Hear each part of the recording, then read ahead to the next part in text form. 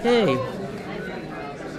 You want me to ask questions? You want to just talk? I mean, I want it to be talking together. Yes, yeah, me too. And then whatever, I can also ask you questions.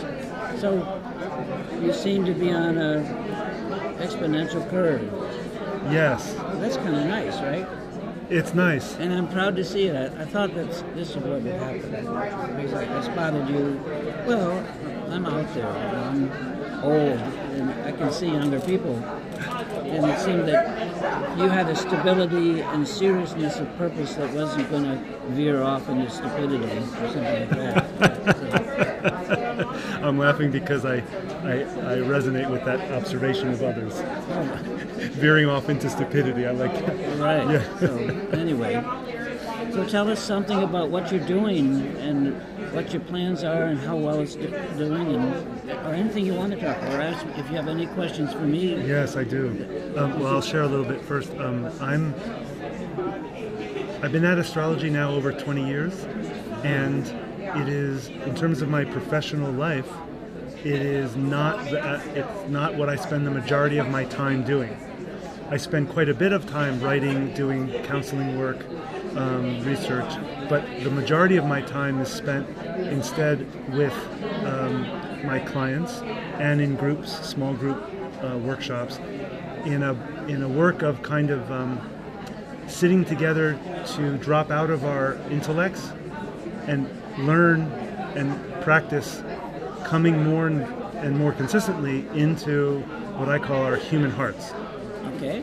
Which is the place that's not emotional, it's not emotions, it's not the place of energy or sensations, it's the place of the actual place where I am myself, without any object needing to define or tell me that I am myself. The words kind of get funny here to describe this in what happens. The word's ineffable, right? Yes, indeed. So I've been doing that now for about 5.5 years, and there are some people who consistently come to the workshops now, and I feel very fortunate, and the work is expanding and growing. Oh, good. And I find, Michael, that doing this work, doing that, offering that in the way that I do, in the way that I hold it, is very, very much supporting me in my astrology work to clarify my mind and to be able to feel or sense or know the direction I want to go with a line of research without having to spend, let's say, 6 months down the line and then realize, oh, this is not where I want to be, and then coming back and starting over again. There's something about being in my, what I call my heart, that helps me clarify my mind. Well, this is kind of a sign of, I don't know whether it's realized, but this is some of the signs of insight meditation, where you have no doubts about what you're doing any longer. You just have to do it. Yes.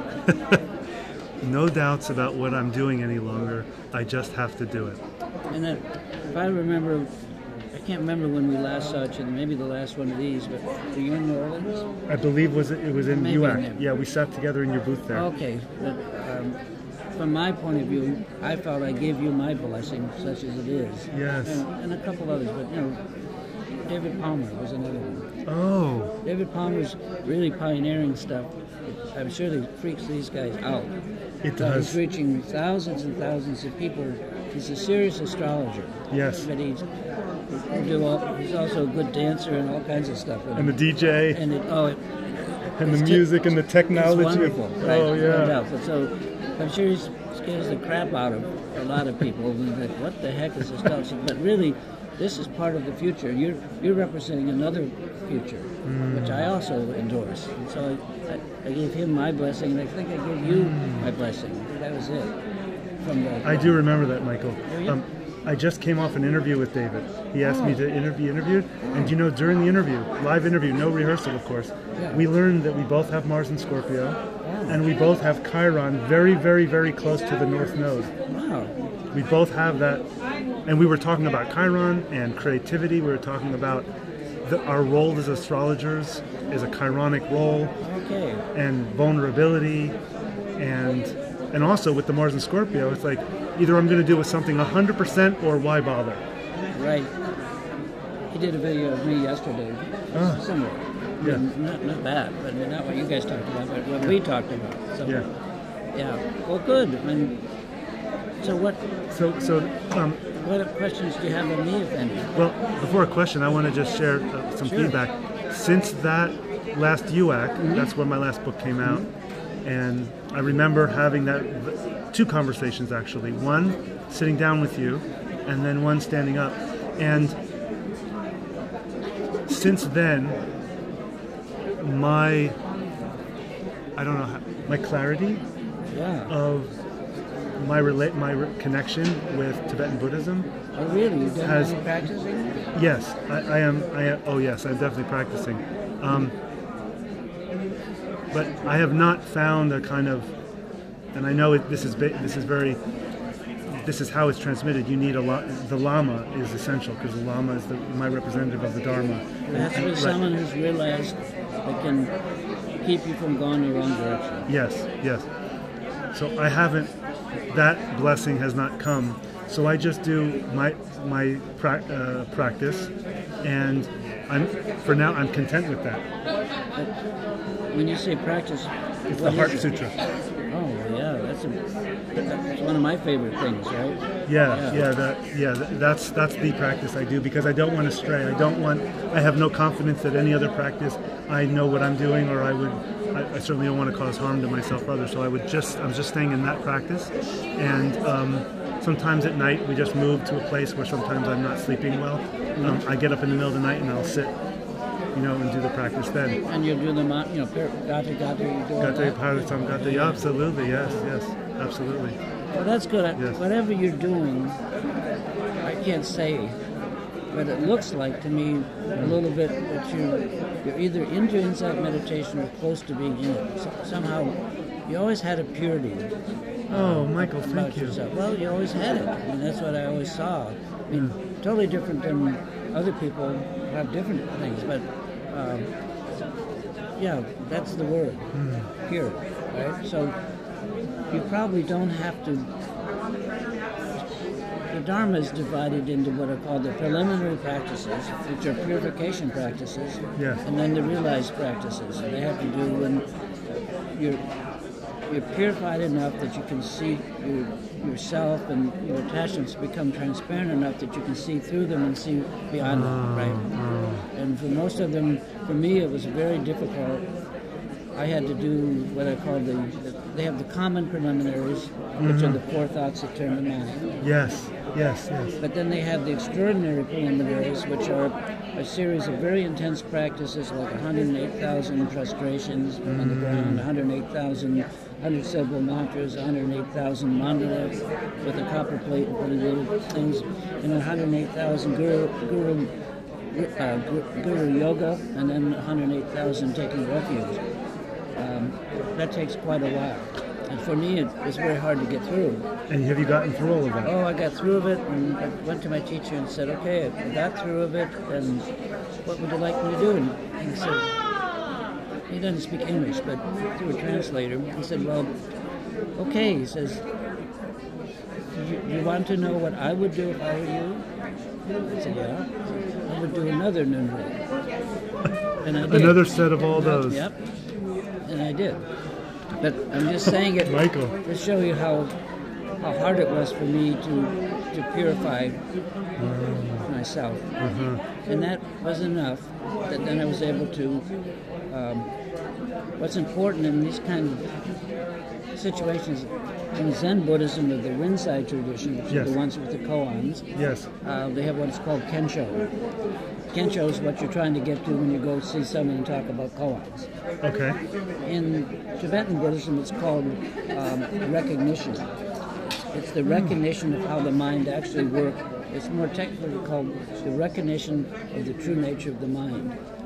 And it's something that the teacher has to point out to you. And I tried, I went to a number of pointing out instructions, and even one of the highest lamas in the whole lineage took me in a room, sat me down, and tried to point out the nature of the mind to it, and I didn't get it. I was mortified, right? I didn't get it, and I didn't get it many times, but finally I got a little something. And that I is can the relate. beginning, and that is when it's after you get some kind of recognition of how the mind works.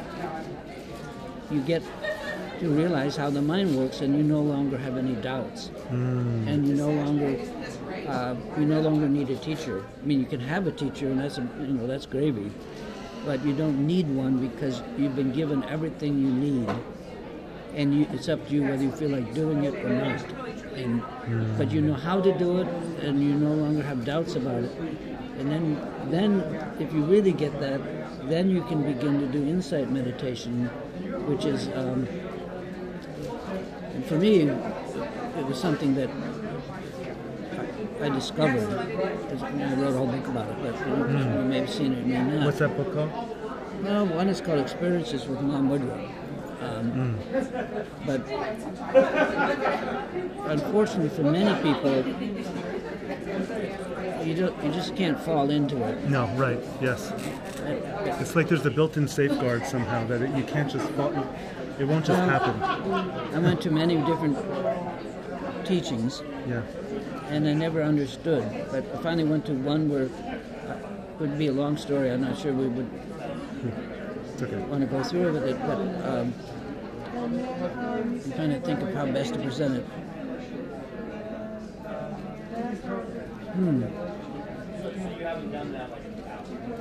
I guess the idea is that instead of, they have what's called the analysis of the Pandita, which means that they teach you a form of analysis like,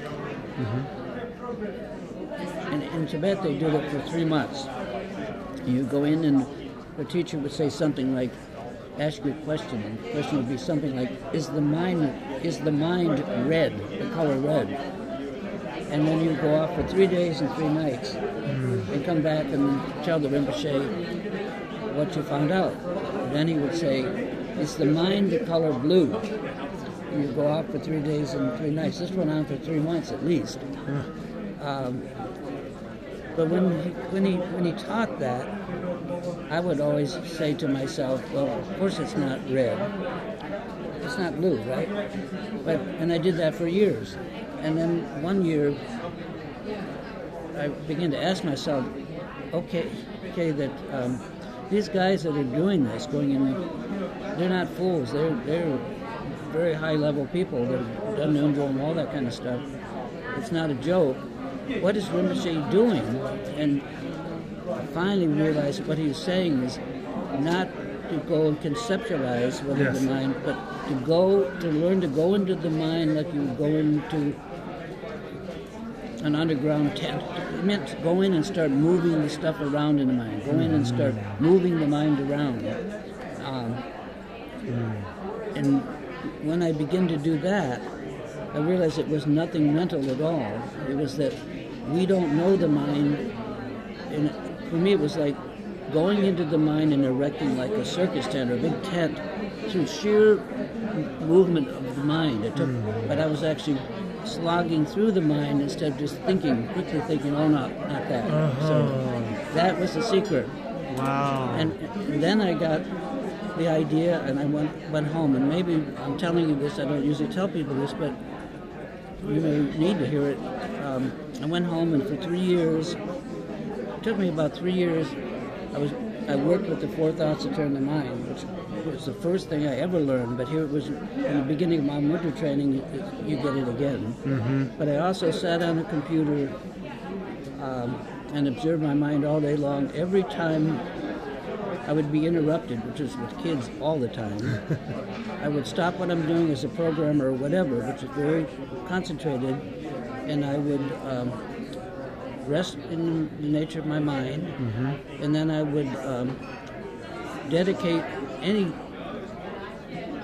goodness that I'd done that day, or that anyone had done anywhere ever, to all the Buddhas and Bodhisattvas who would know what to do with it to help all sentient beings. Then I would aspire, make an aspiration, and go back to work. But 2 minutes later, and Rinpoche laughed, and I told him I did this for 3 years, and I did it all day long.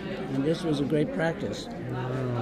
but it was when I could do what so then, and that's what I'm trying to get to, I was working at the time for NBC as a senior consultant because they own the largest astrology site. They need someone with authentic person that could stand up for them and give them the stuff they couldn't know. So, Right.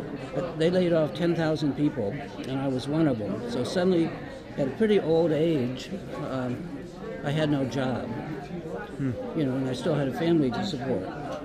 And so I was pretty upset. It was a shock to my system. This is where you're hiding. I'm going to come by before it's all Yeah, we're recording something, but if you come back a little while later. Yeah, I'm not going to do it now. Class, but come before it's all said and done.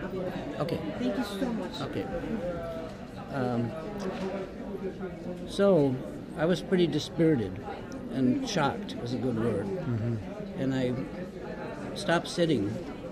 My family couldn't figure out Michael wasn't sitting on his cushion, he wasn't doing his practice. I went out. I was a naturalist when I was young. But nature was very painful to me because nature's a harsh mistress. Just like Billie Holiday is my favorite woman singer, but I don't listen to her unless I can get up for it because she puts me through a lot. So suddenly I was not afraid of nature anymore because I didn't give a shit. So I went out, and from May, this was at UAC Denver. Oh, yes. Yeah, and then I went out from that, and I also went and saw His Holiness. I left Denver early and went to see His Holiness, who was coming for the first time to the United States. And I got to be a photographer for him. And this is another story, but when I came home, I was out in the meadows with a camera, crawling around on my belly, getting soaking wet. I didn't give a crap. From May until frost came, watched the sun come up every single day, and I hadn't watched the sun come up for years. Right? I'm just telling you the truth. And in that process, and I was looking through lenses, and I was getting better and finer and finer. I have now 100 lenses that are the best lenses in the world for my kind of camera. Looking at macro, looking at tiny dioramas of perfect little worlds. And my world was pretty fucked up at the time. And in the process of that, and I'm telling you this for a reason, in that process I suddenly slipped into insight meditation because I didn't give a crap. I totally knew nature and I was taking refuge in it. And suddenly I discovered insight meditation. And this Lama, who's done 2 3-year retreats, was coming to see us because we brought him over originally. It was a wonderful story. And he said, and I didn't know what was happening to me. And he said, Michael, you're doing just what they texted. You've gone off away from people, and you've discovered. He says, here's something you don't know. He says, you have your Lama, your Khenpo Rinpoche. And there's also the Lama of the scriptures, it's of the Dharma teachings. It's a Lama in itself. And then there's a Lama of the Dharmakaya, which is something over my head. But there's another Lama you never hear about. It's called the Lama of Appearances. As Mother Nature is a perfect Dharma teacher, like any other kind. And you found that, and you changed. And here's the funny part. If I wanted to have, and I had extreme clarity, if I wanted to have the clarity, I had to take the camera out and take pictures. That became my practice, because if I didn't, I wasn't clear. And he explained all this to me, but it took me a year or 2 to get the insight meditation out of the camera so I could put it in my writing, which is now is, or anything I did, right? But it's very hard to extend it. The whole idea of insight meditation or any realization is that you don't just have it and the lights go on. It's that it has to be extended and developed. Yes. You have to keep doing Stabilized. it. Stabilized. Yes. And so that's, I don't know why I'm telling you this, I just am telling you that Michael. I think that you must be close to, some of what you're saying shows me that you're either touching into insight meditation or close to it. Maybe. I mean, I'm not. I don't know. Well, you'll know. I'll keep. Yes, Yeah, I'll keep you'll doing know. it. If you do, you know. I mean, the moment I knew I didn't need a teacher anymore, no one could tell me what to do. I wasn't afraid of anything. I had no doubts whatsoever because I discovered how the mind works. And I also, one of my old students is a Roshi at the Rochester Zen Center now. So I would talk to him, and he acknowledged that what I had was authentic, and I presented it through to my teacher, and everybody was pretty happy with it. It's not any big deal. It just is not purified enough that I could use the mind. Mike, I have a question for you. Yeah. I had an experience a year and a half ago. Okay. Normal day in my home, and middle of the day, and I won't give you the beat by beat, but essentially what happened is my body started to shake. Okay. A lot of very strong energy, metabolism rising. Like a Kriya? Yep, like a Kriya. And I get very afraid, but I have enough relationship with fear to let it happen and not... Right. Okay? Good one. And it keeps going, it keeps intensifying, and this level hasn't happened before. So I call a teacher friend of mine who has a very, very great capacity for kindness and compassion. He's a very, very vital, long-time practitioner. He sat with Shenpen for many years. Oh. And he's also very psychic and empathic. He guided me through it, and I'm going to make a bunch of things kind of shorter. I saw without looking, I saw in my mind a kind of haruka that I had never seen before. A specific... A wrathful one? Wrathful. Okay. And so he asked me some questions that then brought back up a body memory of something that had happened years and years before when I was much younger with this other type of beings, filled with love, very tall beings, just filled with love and grace. And anyway, I then found, through his help, I was able to identify this haruka. What was it? He's called Chemchuk. I have a picture I can show you on my computer. Yeah, at some point you could. And then what happened? Yeah. So I'm sharing this story with you because I had this experience. Yes. I feel confident that this is the being, or in one form, because they're always drawing all the different harukas and dakini. They all have different forms on it.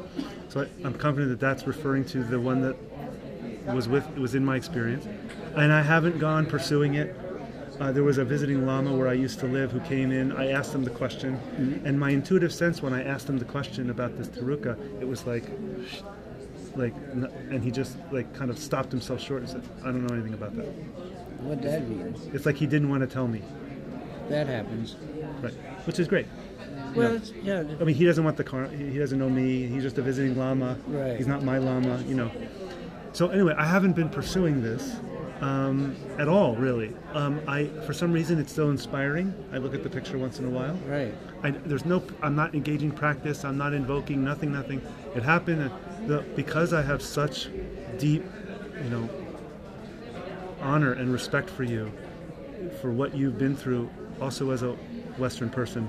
I wonder if there's any insight or wisdom you might share with me around this, if there's anything that I might be missing in terms of not for my realization, but is there anything where I can engage this now, because it's been a year and a half, to create, to seed things that would help others?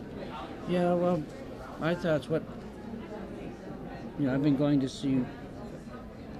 10-day Mahamudra intensive for 30 years, coming up this fall.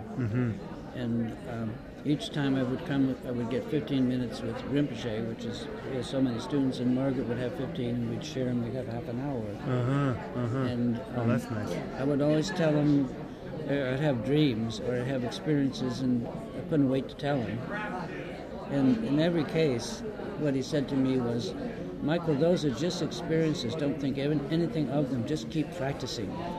And what I would say to you is, the bad thing about those kind of experiences is that we become preoccupied with them, and they embed themselves, imprint themselves, so that they become an obscuration rather than a help.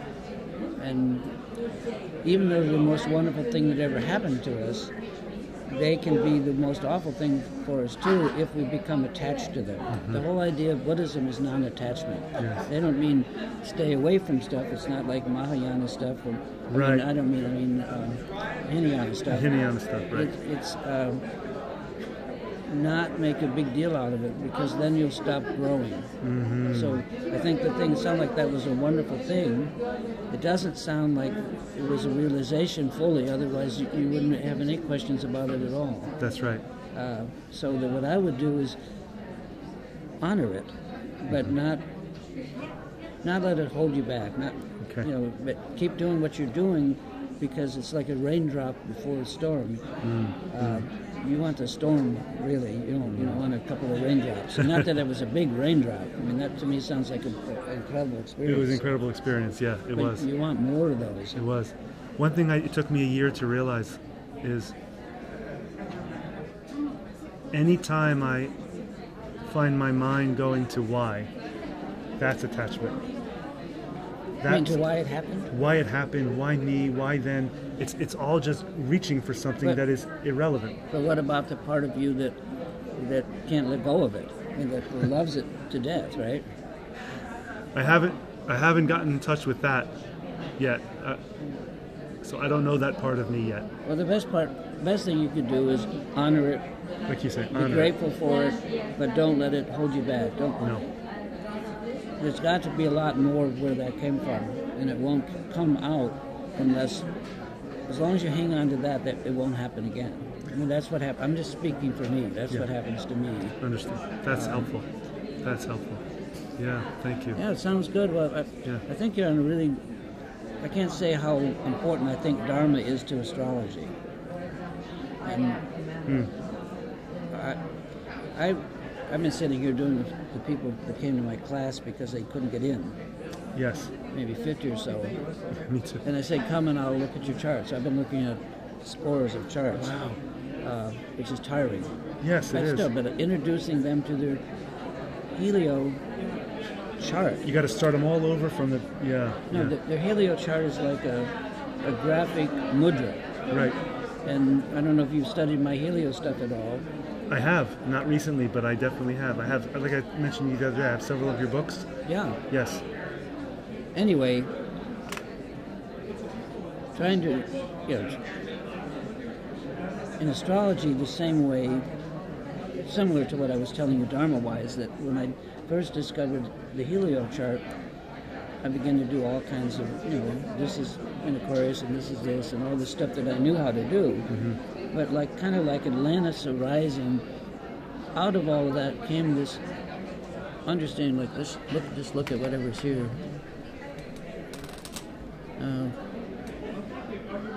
This is an odd one. Let's just take someone. There's a more regular looking helio chart. Wow. We can look at what signs it in. We can look at what planets are on and what points, but Right, just the mudra. Just or the the mudra, yantra. Yes. That's right. Just the yantra, whatever you want to call it, Yes. is what's important. Oh, Michael, that is. And Oh. it's what it is if you know enough Dharma, then you know that in Buddhism, the geochart, our personality and how we appear, is completely abandoned at death. And the only thing that moves on is what's called the alaya vijnana, or storehouse consciousness. And they are only what are called vasanas. These are and they use the word smells. It's like something rubbed up against it. They're carried forward, not our personality, but whatever created our personality. So the helio chart is what's behind the appearances that we have now. And it's what's going to move into rebirth, and then it will feed our new DNA, our new parents, our new situation, and create a whole new person that's not related to Michael Erlewine, but will still have those same desires inside that are not finished yet, still trying to come out. So I think that's super important for people too, like in this guy's case, there's this geochart. Huh.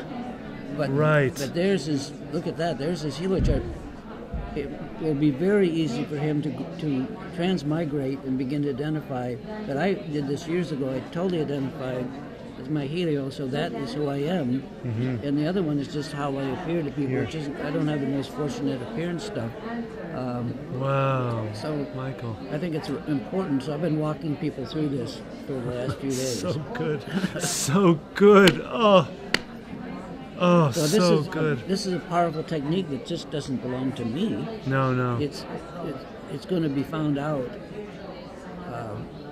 And the thing is, it so works. I mean, it's so powerful. I mean, just like in my own chart, I just show you just to be very graphic. There's my geochart. Okay. Now I have Neptune conjunct the node, conjunct the midheaven exactly. Okay. And I have nothing on the eastern side of the chart at all. Wow. Right. But here's my helio chart. 6 planets making all in trines and all very perfect. They're 25, 25, 26. So that is what I discovered in the grand trine. Actually, it's almost a kite. Yes, it is. What it's good at is seeing the whole picture. There's no way to avoid sending across with the center other than 3 points. That's what the Trojan asteroids are. Things gravitate to those points. So when I understood this and I stopped, comparing, I have my Mars and Aries in my other chart, saying, "Oh well, I'm a hothead, but I do good stuff." But that's just stupid astrology that I did for years. Yes. This stuff is like a mudra. Yes. And it implanted itself in my brain, and also it turns out that I am this. I'm really not that. I'm able to think holistically, and I brought a lot of stuff into astrology. That's the understatement of the century. Well, something, but Michael, come on. So you want to look at your chart? I'd love to. Let's do it. I'd love to. I'll let you put in your data, but don't hit enter or something, just when you get to the atlas, because I've been losing the data. I don't know why. Okay. I'm not used to laptops. I bought it just to come here.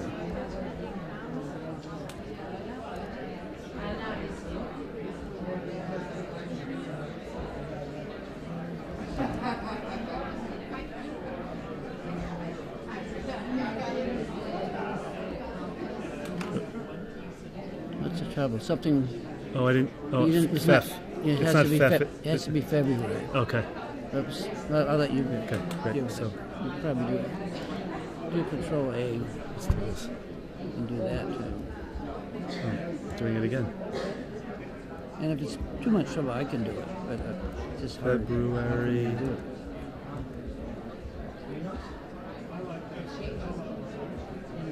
Colon.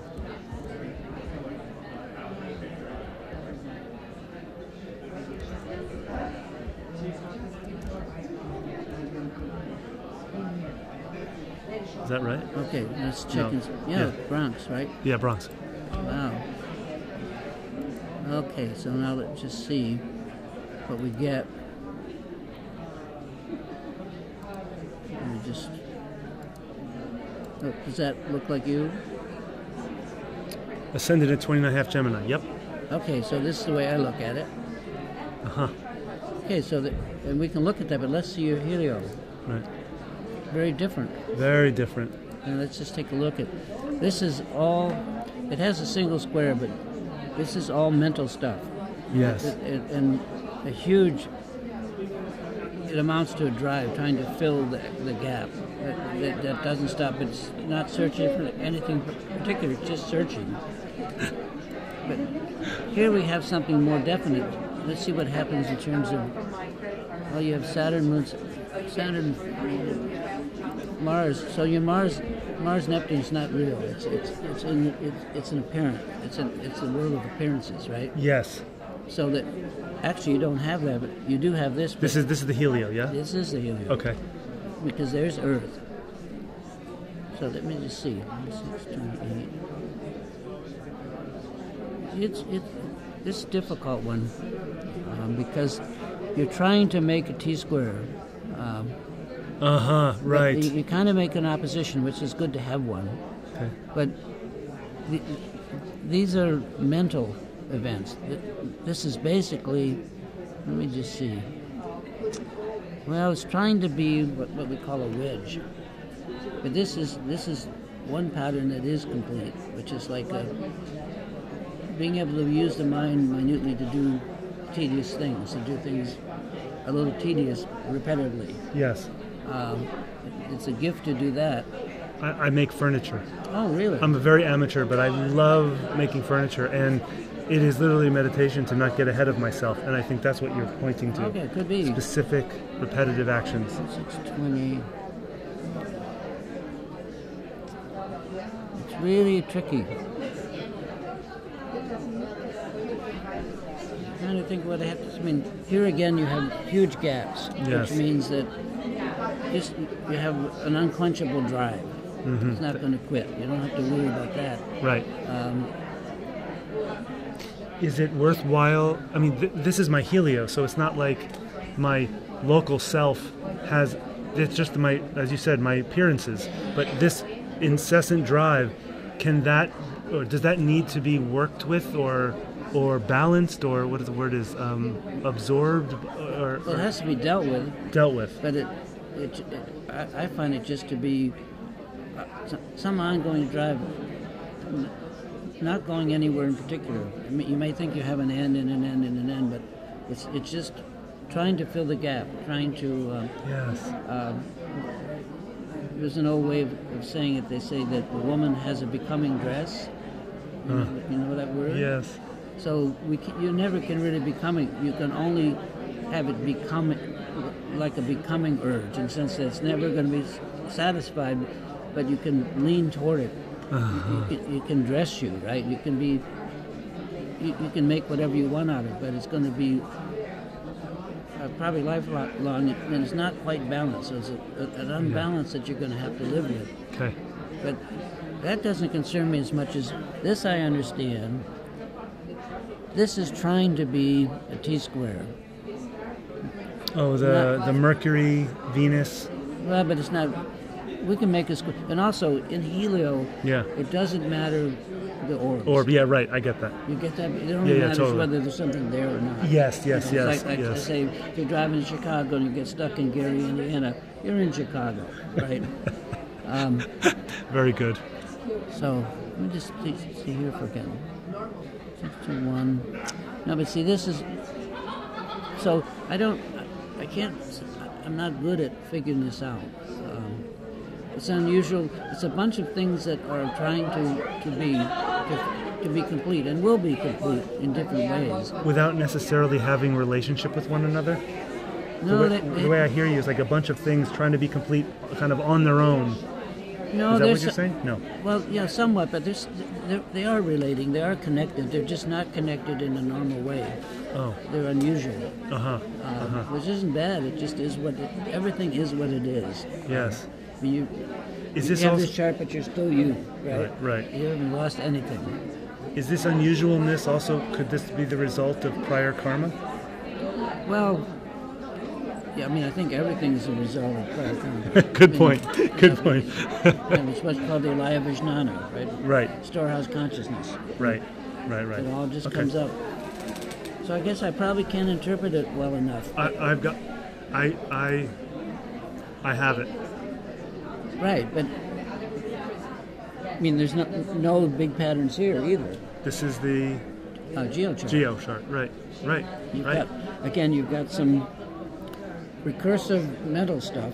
Yes. And you have a square. Yes. And you have the same gap problem. Yes. Or blessing. Yes. I have the gaps, but they're equidistant. That's because of the triangle. Right. So, gotcha. But this is a big, Well, it's a big bit. But remember, my geo, I have the whole half of the chart that has nothing in it. Right. Absolutely. It's difficult. But in either way, it points out. I mean, this is a little sketchy. How are you going to resolve that? But it points out using the mind creatively or to help people. This is helping people through using the mind or doing tedious work or. Okay. That is describing what this heart work I was describing to you is. It is for during the length of the workshop. It's in a circle, and there's no order to it. There's no like particular structure to what we do. I'm just, I look at someone, and I get how they're not dropping in and where they're wanting to open more, and I give them very gentle things to say, like, my name is Adam, my name is Jane, and then they say it, and where they're saying it from, I not know, but I know they're a little bit this, they're a little bit that, and I say, well, can you kind of slow down inside of yourself and say it again? It's a kind of a facilitated way to drop out of their minds and let go of control. And some of the things you're talking about here, it's a very, very strange way of working with people. But I think that uniqueness, this is something to be, things like that are unresolved to be dealt with. Or maybe this is how you're using the I think the that's emptiness. yes, exactly. Yes, Right. That's well said. That's right. Right. Anyway, it's interesting. If I knew more, I would tell you. I don't. No, thank you, Michael. This is great. And This is so. we're actually recording this, but I won't release any of this that you don't see, and we decide if it's good for people, we release it. If it's not, we don't. Okay, Right, good. that's the good. way I look at it. May I have a recording? A copy of it? Yeah, when I get home and everything. Oh, yeah, no I'm rush. going to put them on Dropbox. Perfect. Yeah, so Perfect. you get Perfect. Yeah. Anyway, so that's a rough idea. Thank you. Any other thoughts or questions? Anything I can be of use to you? I consider you someone that I've worked with, as opposed to someone there was never any working. They're just being different people. But I feel that you and I have a connection. Yes, Michael. I very much feel that, and So I guess my only question is, would it be all right if I rang you up or contacted you Anytime. with future questions? Send me an email and I'll send you back when my phone is on the email. Okay. And email me. I will always answer your questions to the best I can. Great. I'll do what I can. Thank you. And what is is this it? Yeah. Great. I That's think it. I think I have it anyway, but I'm sure you do. But this also shows you where everything all is. the archived articles. It might be something that this one you could actually look it up and try to find what you're interested in. Oh, excellent. Instead of just being a mishmash of stuff. I will. And this is Blue Star to do This your is Helio Blue Star. version. What is nice, this is the last thing that I designed before I sold the company. This is a great little chart thing, but Yes. what's really nice about it, it has 16 full reports that you can print out as You PDF. wrote all these? I did. I wrote all For of every them. chart, What? for every chart combination and or a yantra form. Well, yeah, but it's in there. Yeah, I did. So I have the book. Isn't there a book with all these written in there? There are several books. I have one or two of those books. But this is like, Wow. right. Let's just see. If we want to click on it, this is a really great technique. Interface of planetary nodes, but this is this one. I remember this. Yes. So this is just, goes through the chart bit by bit. Oh, great. And David selling Blue Star? Yeah, David's selling Blue Star. Great. And all these reports, I think, are mine. Yeah, I think I wrote all of the stuff for it. And there's other stuff, too. There's all kinds of Very cool. quick studies that you can do, learning stuff, Okay. I'm gonna go. Yeah. and calculation. The There's all these tools, too, which are... this geo helio. Myself as appearances, myself and who I really If am. you could learn that... I really, I think it's time for me for that. If you could learn that, where is most valuable is in looking at relationships. And I have a whole books of it, because either the person is independent, meaning they have T-squares and trines together. They Yep. don't really need anyone, and you can tell them that. And you'll find out that's really the way they are. They think they need someone, but really they're pretty much gone just Who their they own are. stuff. But people like myself have no red lines. I've been married 47 years. Or if somebody's got a big triangle, then they need someone like me to tell them what they're doing. So if you can learn this is, to me, the most beautiful relationship tool there is. That's very prescient what you just said. It's too long a story to tell you why, but thank you for saying what you just said. The most beautiful relationship tool. Well, Thank you. And let's just look at which of the books that would be what you want. Another thing to start thinking about is being aware of solar activity. Because Yes. it's absolutely imperative. Yes, And yes. astrologers are totally dumb. Yep. This is one. This is Life Path Partners. It's all about relationships, using just what we looked at. And the other one, which is a little not just about relationships, is this one, Dharma Chart, Karma Chart. 781 pages that has all the types at the back for all the dates. My lecture today was about my form using the geo chart to assess relationship depth and growth in concert with each other. So that's why. Well, this could be good. This could be very good. And if you're not using full phase aspects, but you understand what they are, you should. Full phase aspects. That means that the applying square is different than the separating square. Absolutely. Okay, its so meaning, it's totally which different. is applying to what exactly? But totally different. Totally It's different. either Yes. building or it's reaping, right? Right. It's not Okay, so- a square is not a square like that. Right. Most astrologers are still doing just square as a square. Oh, really? Yeah, well, I don't know. I don't know. Rudyard did this. Yes. Chandra did this. Yes. Yes.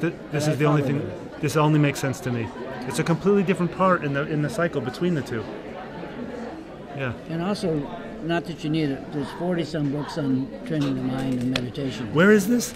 This is just spiritgrooves.net. yeah, Okay. just right there. That's It's what right this there. all is. So there's just tons of. This is all. Michael, and you're very here's generous. Here's a practice calendar for all the lunar phases for 100 years or something. Or whatever. I forget how big it is. Okay. Dharma stuff. I need to go use the bathroom. I do too. I'm going to get there before you, so if there's You one go more ahead. shitter, I'm going first. I got to do something else. So Okay. I'm good. Thank you. All right. Yeah, let's be friends, which we are. Yes. I'll be in touch. I'll send you an email with mine. Okay, excellent. Okay. I'm going to put this to bed here. Thank you for your time, Leah. All right, you're welcome.